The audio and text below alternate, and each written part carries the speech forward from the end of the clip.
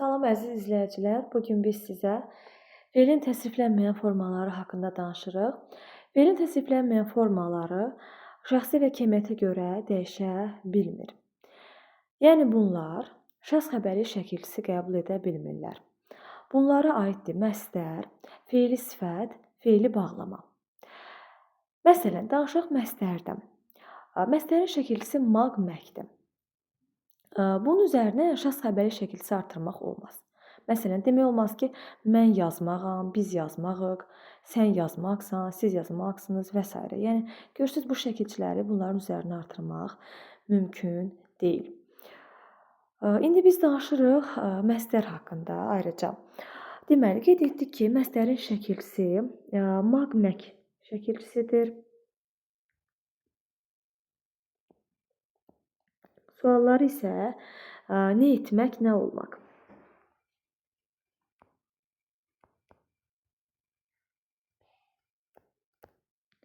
Nə etmək, nə olmaq.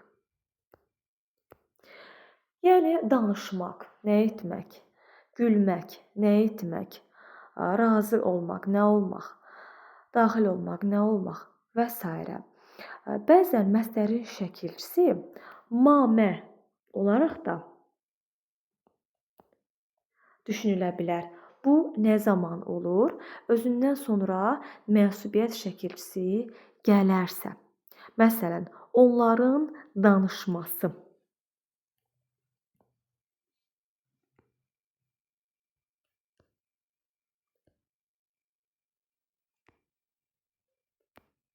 Və yaxud da danışmaq. Baxın.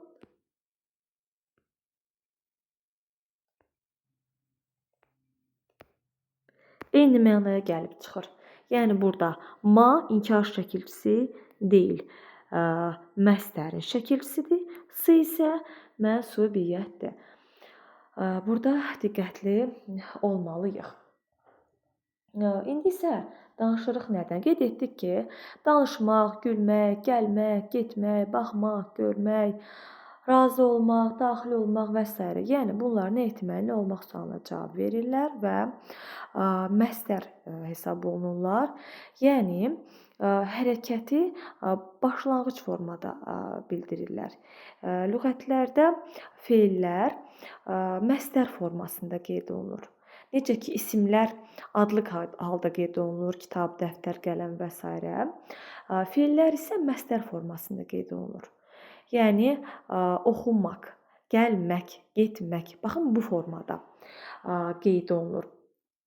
Lakin bununla yanaşı dilimizdə bəzi fe'llər də vardır ki, bunlar məstər hesab olunmur. İndi gəlin bu haqda danışaq.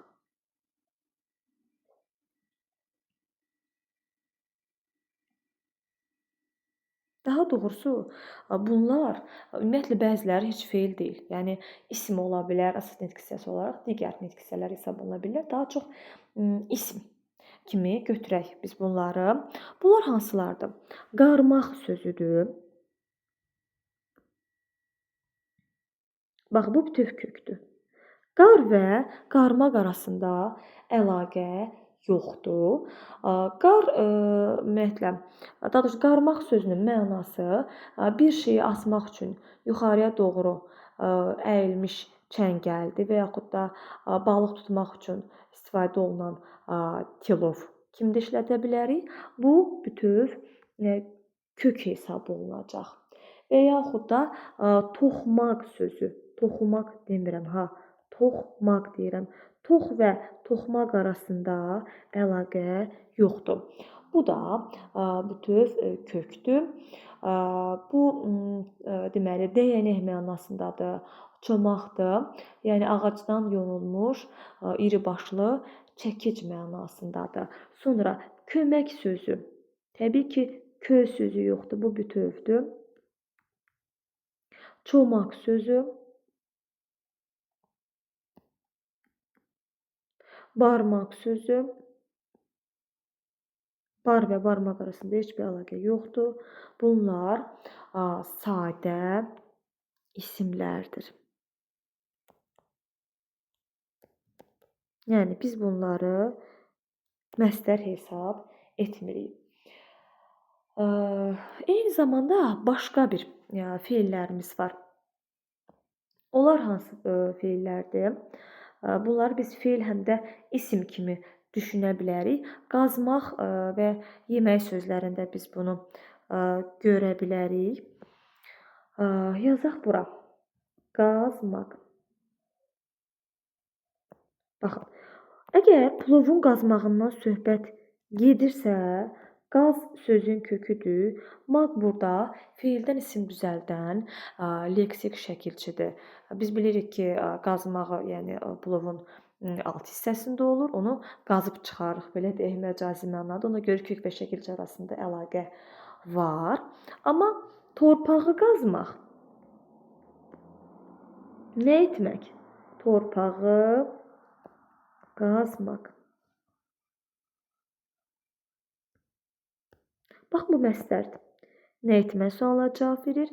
Qaz sözün kökü, maq, qrammatik şəkilçidir məstər olaraq. Yemək sözündə də biz bunu görə bilərik. Yemək dadlı idi.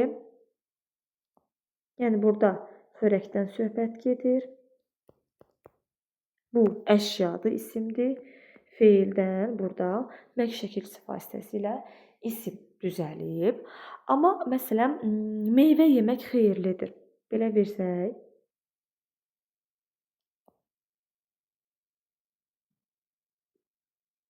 xeyirlidir.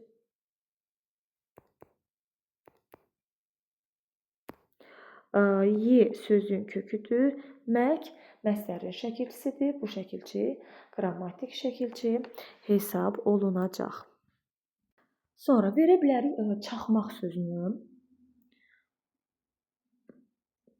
Biz əgər bunu tapançanın çaxmağı bu mənada veririksə, isimdir. Feildən burada maq şəkilçisi vasitəsilə isim yaratmışıq. Amma çaxmaq, yəni bu ildırımın çaxmağı mənasında.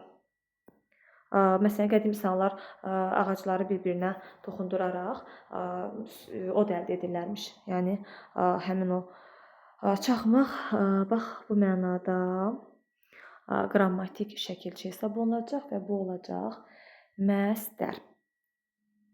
Sonra bizim bəzi sözlərimiz də var. Bunlar hansı sözlərdir? Hansı ki, bunları da biz testlərdə görmüş oluruq.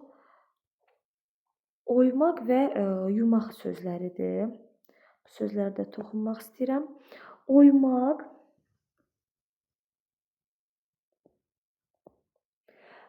əgər biz bunu ovuşdurmaq mənasında, ovulmuş hala salmaq mənasında veririksə, bu məstərdir. Amma bunu biz verə bilərik. Oymaq sözünü tikiş tikərkən deməli barmağa keçirilən üskük mənasında bu əşyadır və bu bütöv kök olacaq və oymaq el mənasında, kənd mənasında, yəni el mənasında bu da bütöv kök olacaq. Sonra yumaq sözünü biz paltarları yumaq. Təbii ki, burada hərəkət var. Feildir bu. Yu sözün kökü maq qrammatik şəkilçi məstərdir. Amma yumaq sözün biz ip mənasında versək, bunun yu sözü ilə əlaqəsi olmayacaq və bu bütöv kök hesab olunacaq isimdir. Feilin təsriflənməyən formalarının ikili xüsusiyyətləri var. Yəni bunlar feillə yanaşı digər nitq hissələrində xüsusiyyətini daşıyırlar. Məstər feil və isim xüsusiyyətlərini daşıyır. Feili sifət feil və sifətin, feili bağlama isə feil və zərfin xüsusiyyətini daşıyır. Məstərin həm feilə aid xüsusiyyəti var, həm də isimə aid. İndi baxaq. Birinci biz məstərin feilə aid xüsusiyyətlərindən danışaq. Qeyd edək burada feilə aid xüsusiyyətlər.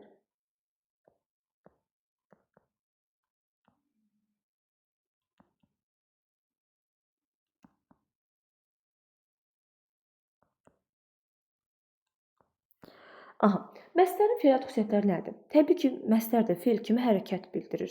Necə ki, digər fe'llərimiz, təsriflənən fe'llərimiz hərəkət bildirə bilirdi. Məstər də təbii ki, hərəkət bildirir. Yəni danışmaq, getmək, gəlmək bunların hamısı hərəkətlə bağlı sözlərdir. Yazaq bura hərəkət bildirir.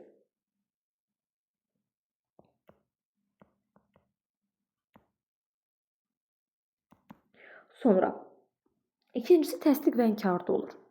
Məsələn, yazmaq, yazmamaq. Təsdiq və inkarda ola bilir.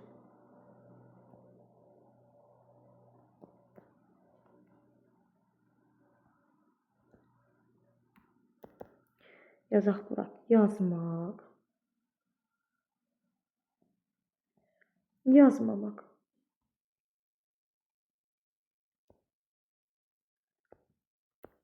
Sonra üçüncüsü, məstər fe'lin qrammatik məna növlərində ola bilir. Yəni məlum, məhcul, qayıdış, qarşılıq birgəlik, icbar şəxssiz bunların hamısında ola bilir məstər. Məsələn, yazaq bura elə yazmaq sözü bu məlum növdədir. Yəni heç bir xüsusi şəkilçi biz burada görmürük. Məlum. Məsələn, yazılmaq desək olacaq məchul.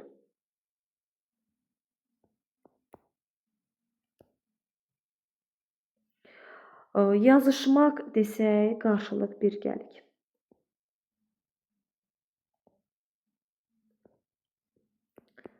Yazaq qarşılıq. Yazdırmaq olacaq icbar.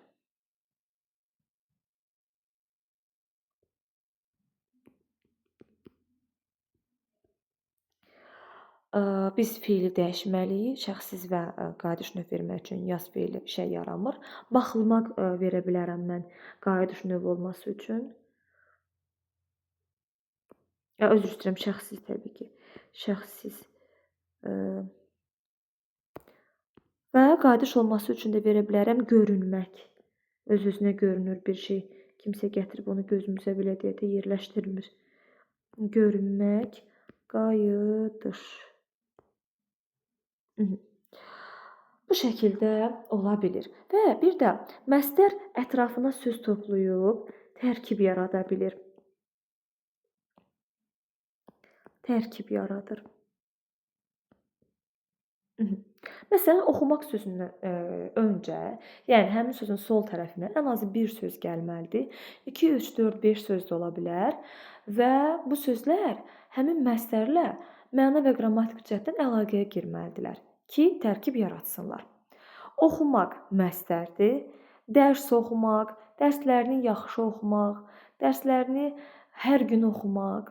Bunlar isə məstər tərkibidir. Baxaq. Dərslərini yaxşı oxumaq,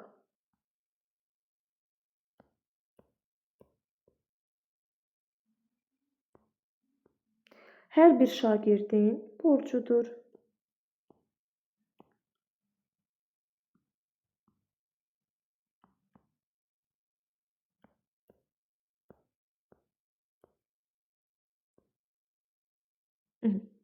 Dərslərini yaxşı oxumaq hər bir şagirdin borcudur. Baxın, oxumaq sözündən əvvəl nə gəlib? Dərslərinin sözü gəlib, bir də yaxşı söz gəlib.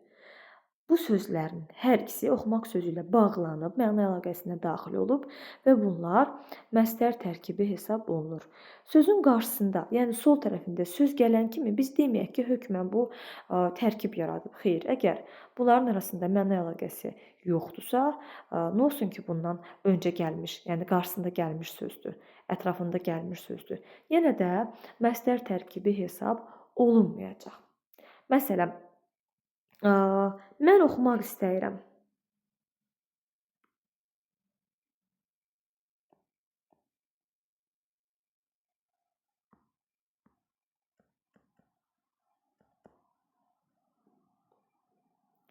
Baxın, oxumaq sözündən öncə mən sözü gəldi. Amma nə olsun ki, bu sözə aid deyil. Yəni mən sözü oxumaq sözünə aid deyil. Mən sözü istəyirəm sözünə aiddir. Oxumaq sözü də istəyirəm sözünə aiddir. Yəni mən və oxumaq sözlərinin arasında heç bir əlaqə olmadığı üçün mən sözü oxumaq sözündən əvvəl gəlməsinə baxmayaraq biz bunu məstər tərkibi hesab etmirik. İndi danışırıq nədən? Məstərin isimə aid xüsusiyyətlərindən. Baxın, məstər ismin bir neçə xüsusiyyətini daşıyır, amma bəzilərini də daşıya bilmir.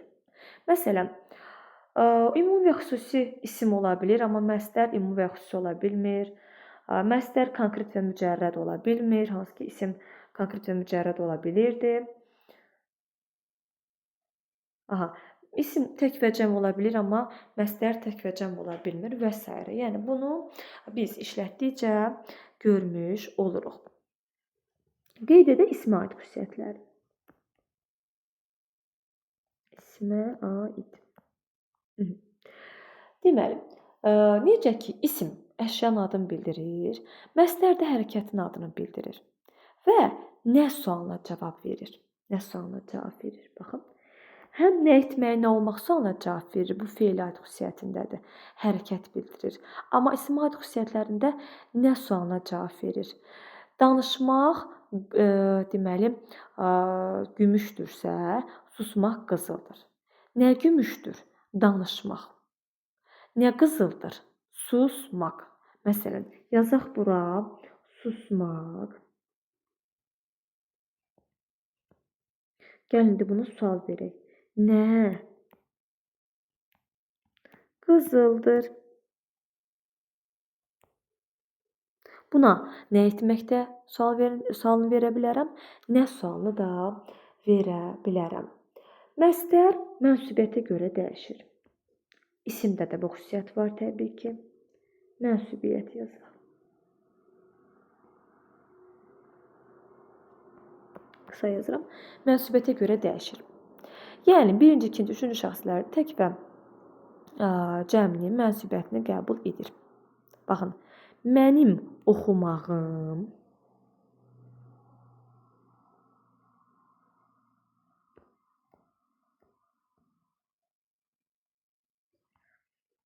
bu birinci şəxsin təkidir. Bir-bir yazacağım. Bizim oxumağımız.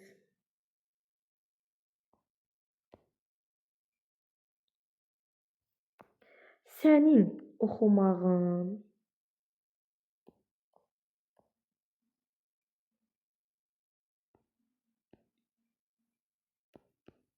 Sizin oxumağınız.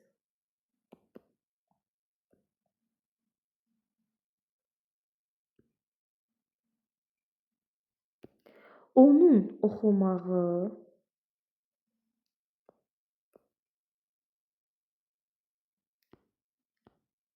Onların oxumağı yazaq. Bu haqda az sonra danışacağım. Deməli, burada nəyə fikir verin? Altından xətt çəkmişəm. In və I şəkilsinə.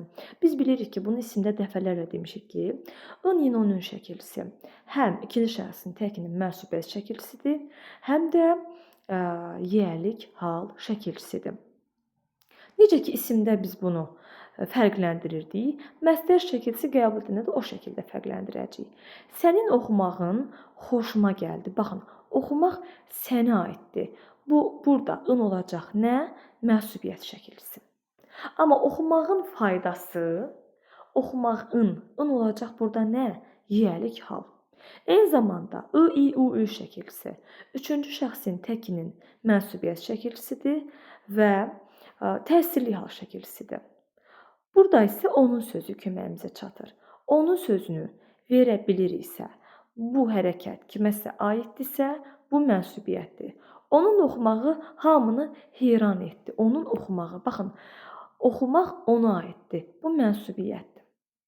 Biri də var, deyirəm ki, oxumağı müəllimimdən öyrənmişəm. Nəyi oxumağı? Burada mən əşyaya təsir etmişəm, iş görmüşəm. Yəni, subyektin obyekti olan təsirini biz görürük təsirli halda. Hansısa bir şey, hansısa bir şeyə aid deyil burada. Aidlik yoxdur. Yəni biz bunu təhsili hal kimi götürürük. Testlərdə bunlara fikir verməyimiz vacibdir. Sonra isim kimi hallana bilir. Oxumaq adlıq halda, yəlik halda oxumağın, yönlük halda oxumağı, təsirlik halda oxumaq. Desəm səhv dedim. Adlıq halda deməli oxumaq, yəlik halda oxumağın, yönlük halda oxumağa, təsirlik halda oxumağı, yerlik halda oxumaqda, çıxışlıq halda oxumaqdan. Yəni bu şəkilçiləri qəbul edə bilir. Və məstər eyni zamanda lar, lər, yəni cəm şəkilçisini qəbul edə bilmir. Oxumaqlar, getməklər, gəlməklər bu yoxdur bizim dilimizdə. Mən bu haqqda ayrıca yazım və bunu göstərim. Yəni məstər cəmlənmir. Qeyd edək burada.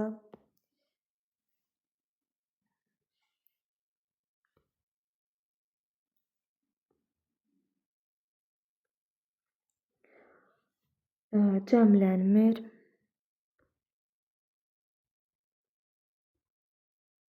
Mir. Yəni getməklər, yazmaqlar, belə bir fe'llər yoxdur da dilimizdə.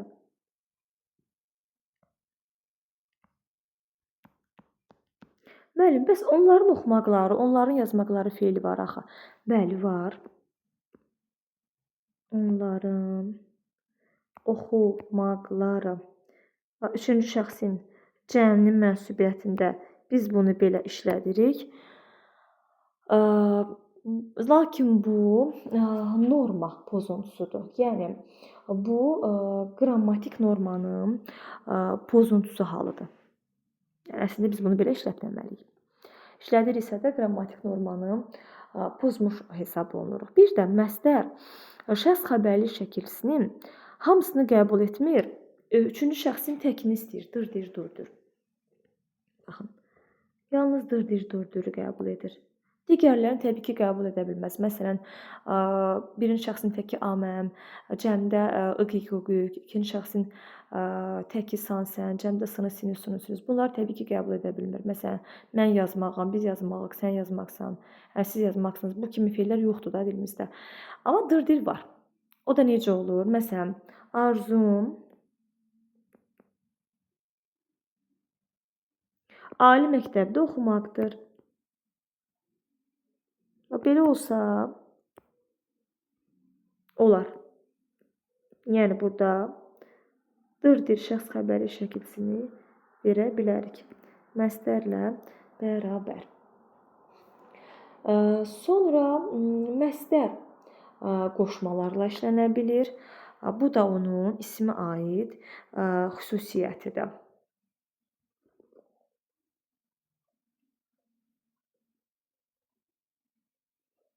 Üçün, ötürü, görə kimi qoşmalarla işlənə bilir.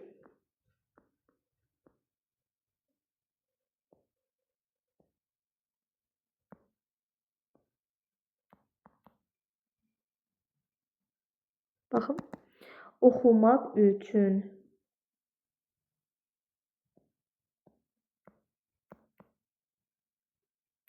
oxumağa görə,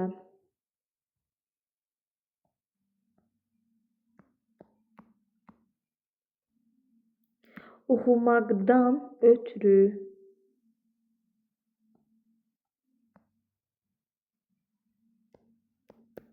yəni hal şəkilçisini qəbul edərək, baxın burada biz bunu görürük, qoşmalarla işlənə bilir. Məsələn, burada oxumaq üçün heç hal şəkilçisini qəbul etməyib də.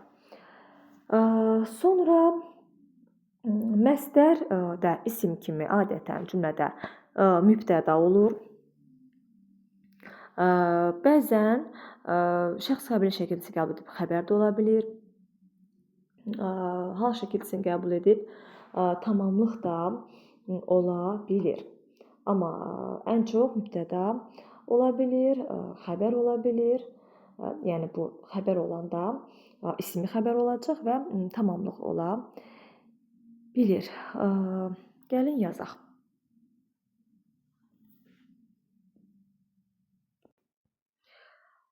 Məsələn, yazaq elə bayaqki cümləmizi. Susmaq qızıldır.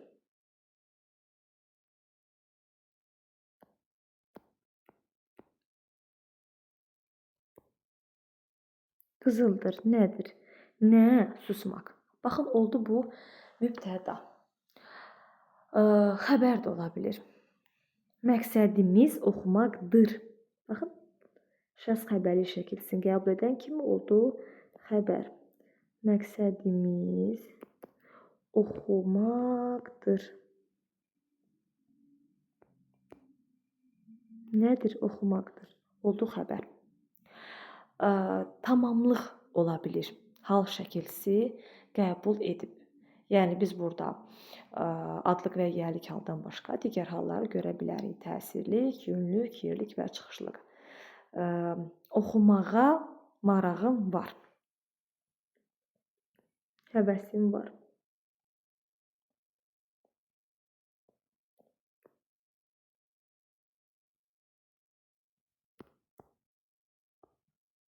Var. Nə? Həvəsim. Nəyə? Oxumağa. Bax, işarəsində qırıq-qırıq xətt olacaq. Sonra xüsusiyyətlər demək olar ki, burada tamamlandı və məsdər haqqında əlavə deyəcəklərim var. Bunlar da nədir? Məsdərin cümlə olmağından danışmışkən elə nəyə qeyd edək? Məsdər qeyd etdik ki, ən çox mübtəda, tamamlıq və ismi xəbər olur. Amma digər cümlə üzvləri də ola bilir.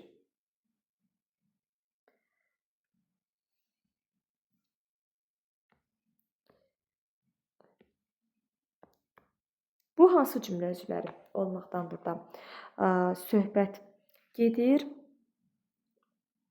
Ola bilir, məsələn, zərflik olsun.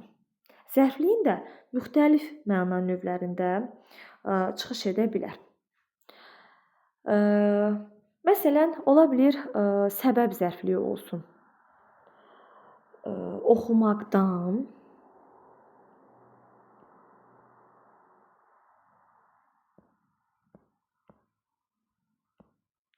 gözlərim zəifləyib.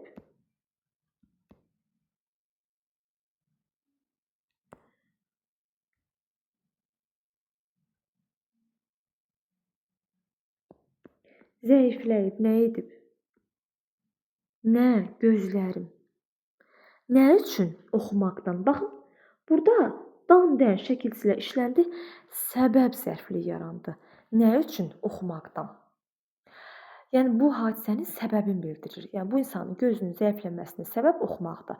Bəzən isə ola bilər ki, oxumaqdan sözü işlənər, olar nə? Tamamlıq. Məsələn, oxumaqdan zövq alıram. Nədən? Oxumaqdan. Bu baxır cümləmizə.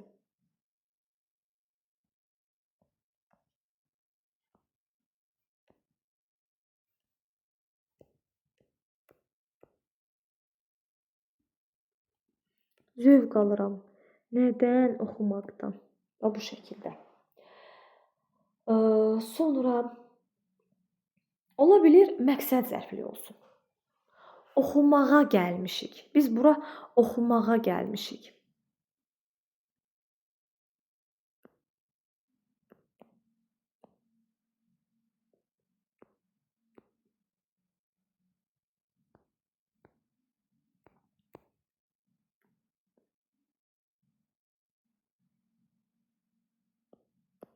Gəlmişik. Xəbər, kim, biz, mübtəda, nə üçün gəlmişik oxumağa? Baxın, bu məqsəddir. Məqsədlə səbəbin fərqi nədir? Səbəb planlaşdırılmamış şəkildə, istəməyərək başımıza gəlir. Məsələn, oxumaqdan gözüm zəifləyib, nə üçün? Təbii ki, insan planlaşdırmır ki, mən dərs oxuyacağam və mənim gözüm zəif görəcək. Heç kim bunu istəməz. Amma bu cümləmizdə biz bura oxumağa gəlmişik. Bunu mən məqsədli şəkildə edirəm. Yəni bura gələrkən artıq qarşımda bir məqsədim var, bir planım var. Düşünürəm ki, mən oxuyacağam, mən təhsil alacağam. Baxın, bu məqsəd zərfliyi olacaq. Sonra bəzən təyin də ola bilir. Amma təyin olması istisna haldır. Yəni bu məstərin özünə aid olmayan xüsusiyyətidir, sintaktik vəzifəsidir. Məstərin özünə aid olmayan sintaktik vəzifəsi deyəndə biz nəyə götürəcəyik? Onun təyin olmasına. Normalda təyin olmaz. Bu qeyd etdiklərim olar. Amma təyin olur. Nə zaman olur? Kimi, tək qoşmaları ilə işlənib. Məsələn, oxumaq kimi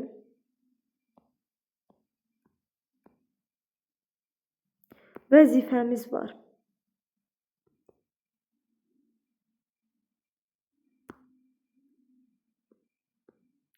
Var. Nə vəzifəmiz? Nə cür vəzifəmiz oxumaq kimi? Sonra belə bir cümləmiz də var. Gecikmək kimi adəti var. Yəni kiminsə gecikmək kimi adəti var. Var. Nə adəti onun adəti? Bu adlı haldadır və mübtədadır. Nə cür adəti var? Adətin necə olmağını bildirir. Bu da gecikmək kimi. Baxın, təyin vəzifəsində olacaq. Yəni qeyd etdiyim kimi bu məstərin özünə aid olmayan sintaktik vəzifəsidir. Bizdən belə bir şey soruşsa, deməli biz məstərin təyin kimi işləndiyi cümlələri tapmalıyıq. Məstər haqqında bu qədər. Sağ olun, salamat qalın. Biz növbəti videoda feilin digər təsniflənməyən formaları, feili sifət və feili bağlama haqqında danışacağıq.